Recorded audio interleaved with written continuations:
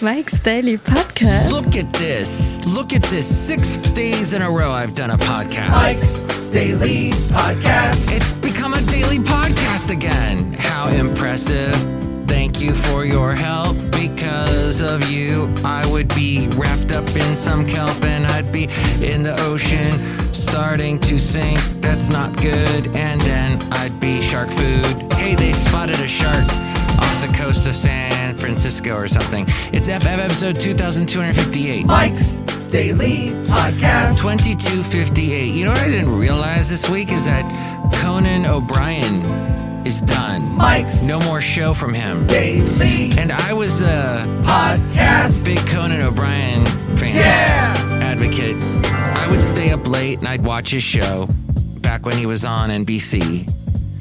And then, let's see. Then sometime, he did that for a while, right? Then in like 2007 or 8, Jay Leno was stepping down. And they had announced this like 2, 4, 5 years earlier that Jay Leno would step down by 2008 and Conan would take over. So everybody was all prepared for it. Everyone was all excited. And then I watched Conan, he did his big farewell to that time slot, and Jimmy Fallon took over. And it was like a big to-do. And then he takes over The Tonight Show. And people were like, what's this? This isn't Jay Leno. I'm old. I don't get Conan O'Brien and his humor. So, and he moved from New York to LA. That's right. And I watched that for a while and enjoyed it. I'm always curious to see how he was doing, and Jimmy Fallon was doing pretty good. The only problem I still have with him is that he's an awful interviewer, but he comes up with clever things. That's why he does all that shtick. He does all those little viral video things. It's because he's better off playing with his guests versus interviewing them. And here's today's podcast picture. That's my little opinion as we go outside a cafe. No, wait, we're not outside yet. We're looking at the podcast picture is what we're doing. The podcast picture today is my lovely lady friend and I. And we're on this Mulder Trail. And it's off of Skyline Drive as you are driving basically above Half Moon Bay and above San Mateo and all that. It's a nice drive. And lots of redwood trees. And you can see that picture at MikesDailyPodcast.com. It was like I was in a special forest somewhere. Oh, Basil and I once went to this trail when he was alive. I forget when that was, 5 or 6 years ago. But no dogs are allowed though, so I didn't actually do that. No, I did it. I think it's dumb. I don't know why you're not allowed to bring dogs to that area. 'Cause they'll pee on the trees. Well, dogs do that. It's true. But I'm sure there are other animals out there doing it, so why they have the thing against dogs, I don't know. Maybe you can explain. At 336MM Daily, 3 plus 3 equals 6. MM is in Mike Matthews. Daily isn't what this podcast has been now for 6 days in a row. Take a look at that. Hasn't been interrupted yet, although I'm sure it will. I'm telling you now that I will be on the radio in the morning on the station. There's a link at MikesDailyPodcast.com. I do this special 9 to 4 p.m., 9 a.m. to 4 p.m. Pacific time show on Sundays, playing the greatest hits of the 70s, 80s, and 90s. Mostly upbeat stuff. So if you want to tune in, there's a link at MikesDailyPodcast.com. So the whole thing about being up in the... Conan. Right, so he ended his... So he then... People were like, what's going on? Conan O'Brien, where's Jay Leno? Yeah. And so then Conan was kicked off within like a year. He got a huge severance package. And then he wasn't allowed to be on TV for a year. So he goes and does this live tour, which they put in a documentary, which was pretty interesting to watch because he's going through all this self-doubt. And he grows this big old beard. And then, because Andy Richter had not been on the show for a while. And I don't think he went with him to LA, did he? I forget now. But So eventually he gets on TBS, and people are like, TB what? Yeah, TBS. And it's really just not ever, at that point we all knew it was done. But somehow he made it work, because he went on there, 2011? At least 2011, and he's been on for 10 years. So he proved us all wrong and kept doing a show, then shortened it down to a half hour from an hour. And then, you know what? It's just that whole talk show late night formula is just so dull. I haven't watched late night talk show stuff in so long. It just, why do I need to waste my time with that? And I say that about a lot of things. Gaming. Why do I want to waste my time with that? I see people so obsessed with gaming. They just love it. And you know what? Kudos to you. I hope you get the kudos. No, I mean, kudos to you for loving and finding something that you love, blowing up stuff, knifing people on video games in the video game world. Oh, at least they're doing it in the video game world, not in the real world. Yeah, well, you know what? The bigger atrocity to me is that you're just wasting time doing that. But that's just me. It just seems like such a waste of time. Versus podcasting, it's very productive. Like, I tell you interesting things like this, like you might be completely buried in debt. Somebody sent this to me. Methods to paying down debt. And everyone's got debt these days because credit cards. Ooh, I can buy that gamer thingy I need to help me be a gamer and be all gaming and stuff. So I'll put it on the credit card, pay it later. So we get into debt. Attack the debt with the highest highest interest rate first. And I have to tell you, I'm reading this. The screen is about 20 feet away from me. I don't know why we are set up like this here at Cafe anyway, but it's set up this way today in Podcaster Valley Mont, the last place on earth. Attack the debt with the highest interest rate first. That's right, because you are blowing so much money on that, dummy, while paying minimums on the others, because you want to wipe that out. I know that sounds like, what's his name? And that other lady, this Susie Orman, and the guy who's on a lot of Christian radio stations, and people just love him and adore him, and he's got that nice smile. It's radiating warmth. And they all follow these people, but it's true. The fact is, you just got to get rid of the stuff that's sucking all your money out of your pocket. As we go outside a cafe anyway, we're bringing Mike's Daily Podcast somewhere in Podcaster Valleyton. When the debt is paid off, put that same payment, because now you've got that thing going. You've got that routine going, and it's all about routine in life, right? Put that same payment amount toward the card or loan with the second highest rate. So now you're going to kill it all. It's the rollover formula. Repeat until all the debt is paid off. Apply that monthly payment into your savings then. When it's all done, put it into your savings. My lovely lady friend was talking to me today. She's a therapist, and one of her clients is going through a really hard time. Their dad is dying of cancer, and it's basically they're done with all the chemotherapy and everything. He's done, the dad is, and it's going to be now hospice. And you always, these times make us think of that Sting song. It wasn't a big hit because a lot of people didn't want to deal with it, but it's true how fragile we are. Oh, by the way, Annie Lennox does a version of that song. She says that that's her favorite Sting song. And there's a thing on YouTube where she's performing that for Sting at some big dinner event. This is obviously pre-COVID. And she's just belting the song out on the piano. Oh, what a talent. Annie Lennox. My heart stops when I think of her. She's amazing. And now her daughter is apparently really doing well, or she's, performing with her mom. And then there's this other method called the snowball method. Attack the debt with the smallest principal first while paying minimum on the others. So this is you're spending less. When the debt one when debt 1 is paid off, combine the payment with the minimum on debt 2. So you're still paying the same amount, but now you're increasing how much you're paying, how fast you're paying this off. And your payment will increase each time you switch to the next debt up. So eventually you'll be making the largest payment on the largest debt. So limit your credit card use to small purchases you'd make anyway, like gas and groceries.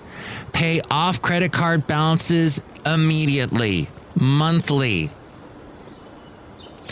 I like to wait to the last possible second, but I always pay it off. I always pay it off the month, but I don't like, let's say it's due on the 2nd. I don't like pay it off like weeks earlier. I wait till the very last second to the 2nd, because now you can do all this cool stuff with websites and apps and whatnot where you say, what exact day do you want to pay this off? And I just like that little bit of a buffer. But Mike, what if you miss the buffer time and it goes and you're late and then you're paying a fee on that? That has not happened, thankfully. So I will answer that question later when it happens. Create an airtight budget. That is so not easy to do, and I'm not even going to get into that. Stock your emergency fund for unexpected costs and pick up a side hustle and put the income toward your debt. A side hustle. This from, and I really can't, it's the, well, it was from my real estate agent, Keller Williams, I guess, put this together. So, Mike, you have a real estate agent? Are you thinking about moving? No. Meanwhile, Susie Orman, you know what? This would be the perfect time to sell the house, move out of California like everybody is. There's a huge exodus going on all over the place. People leaving, moving, flying from one state to the other, getting out. This state is too hot. This state is too expensive. This state is too left. This state is too right. And we're all moving around. I don't know if that's good or bad. In some ways, it may be good because it's helping us all integrate into other areas and see how other places are and maybe make us more well-rounded individuals. When I lived in Alabama for 2 years, probably the best move I ever made. It was fantastic. I still miss it. But it was such the opposite side of California. You know, California, no humidity, basically. We're generally left-leaning over here. Alabama, definitely more right-leaning, humidity, but much less expensive. Very nice people. But, you know, it's just a whole other culture. But we're all Americans. It's fantastic. It's a good idea to do a exodus, to do a migration in your life. Everyone I've known that have just stuck in one place their whole lives, they really annoy me. They do that whole, well, I've been here forever. And I've been here forever, and my daddy has been here, and my daddy's daddy, and my daddy's daddy's daddy's daddy. You know what? Life's too short. This goes back to the fragile thing I talked about earlier. How fragile we are. So let's say you've made it to old age, good job, and now you're considering retiring. These are some quick things to remember about all that. Property tax, insurance, rising maintenance costs, those are always going to be around. So when you retire, you have to obviously think about all that, add all of the fixed costs of staying in your home, from utilities, tax, insurance, and maintenance to other essential expenses such as food and out-of-pocket healthcare expenses not covered by Medicare. Will your Social Security benefits be enough? Do you also have a pension? If you can't handle those costs on your retirement income, your focus should be on moving, not paying off the mortgage.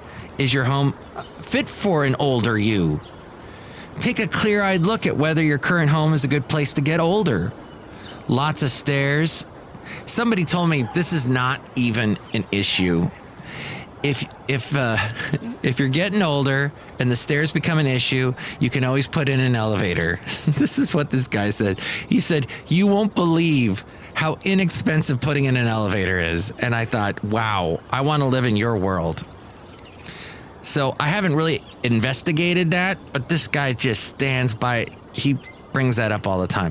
Is there lots of upkeep for your home? That all becomes harder as you get older. If you aren't in an area with terrific public transportation or ride sharing, which that's one good thing about where I live, is there is and I can't stand the sound of the bus going by my house twice an hour because it goes one direction and a little bit later there's a bus going the opposite direction. And that is annoying because it goes till midnight every day.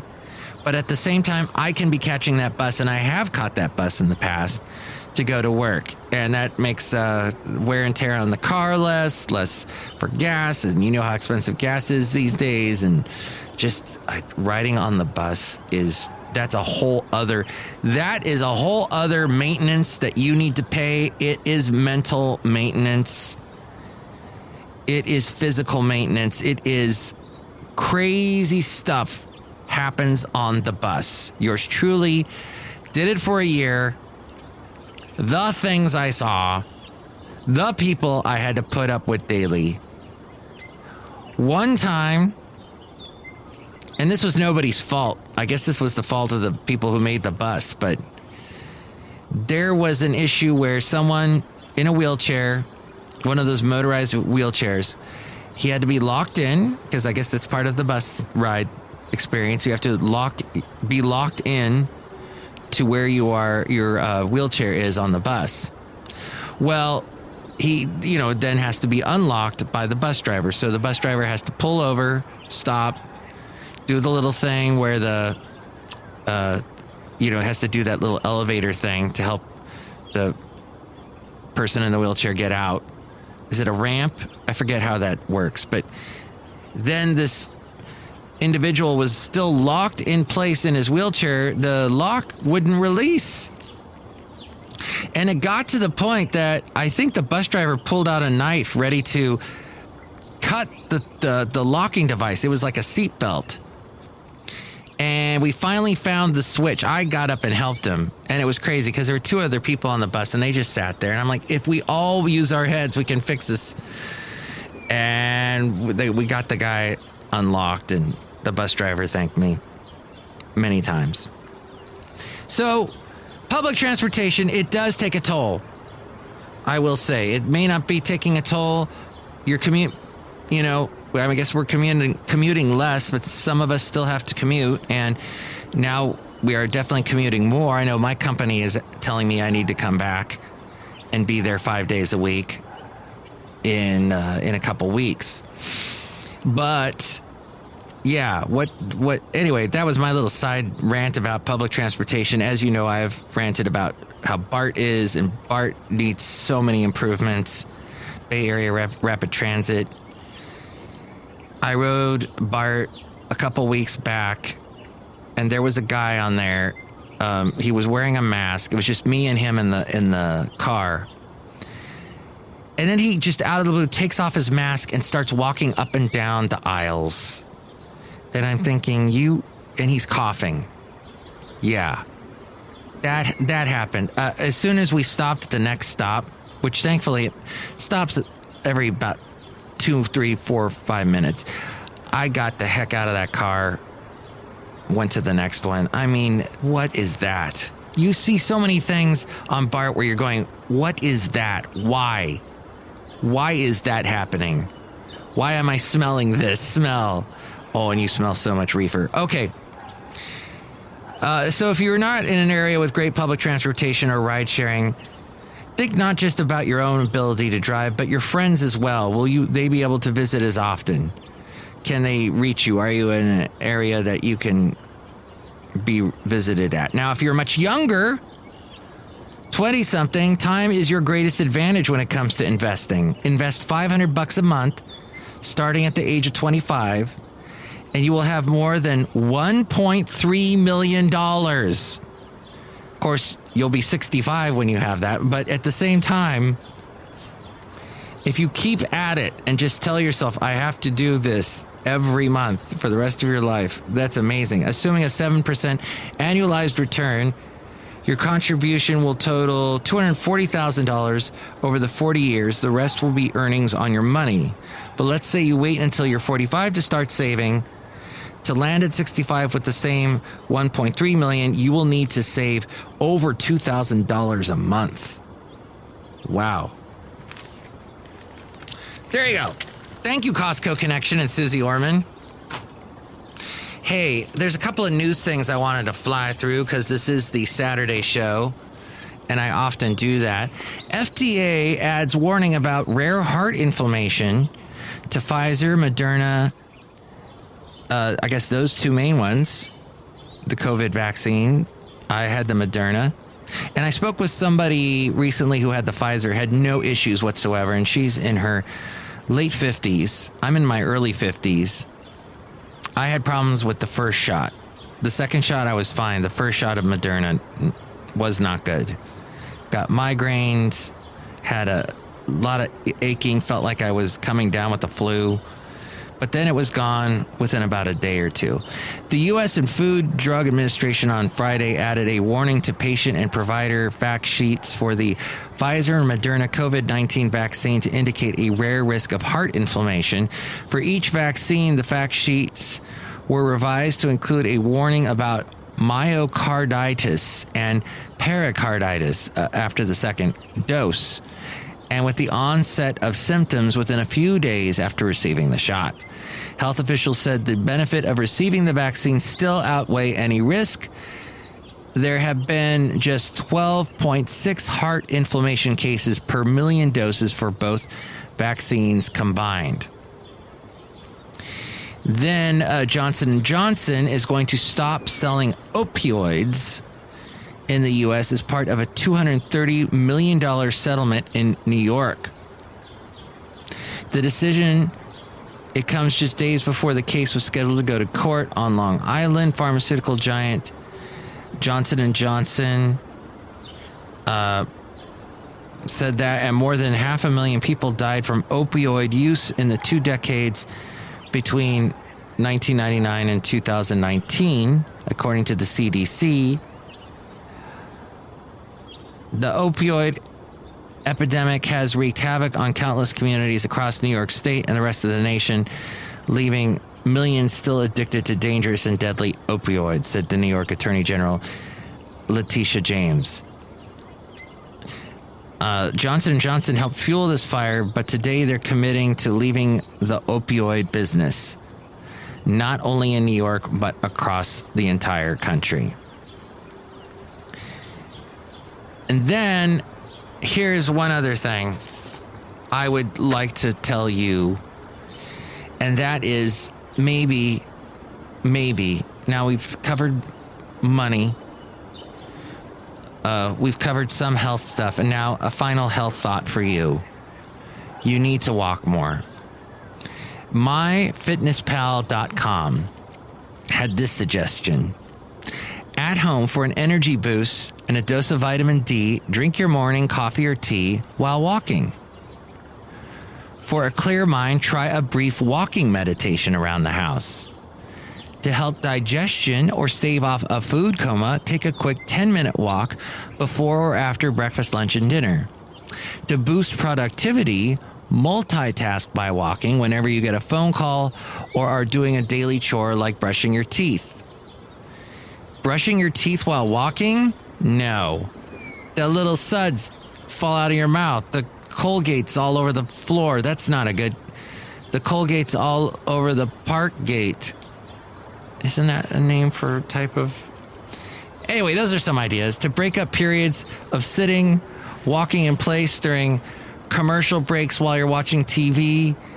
For fewer distractions, plug your phone into charge in the farthest room in the house. Walk back and forth to check messages and make calls. Instead of just having it on you.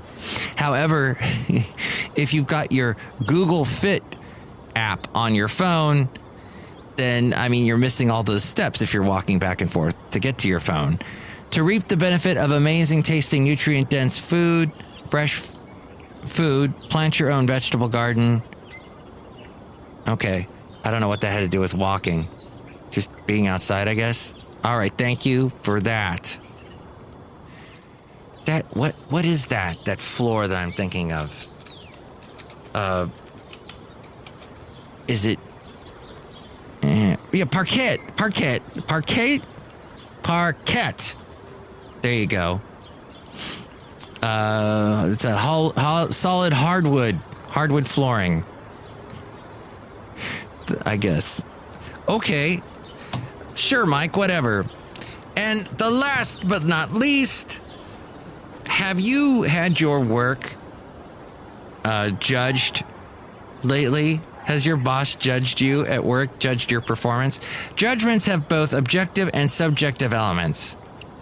Even some yes or no, true or false questions have shades of rightness or wrongness inherent within them.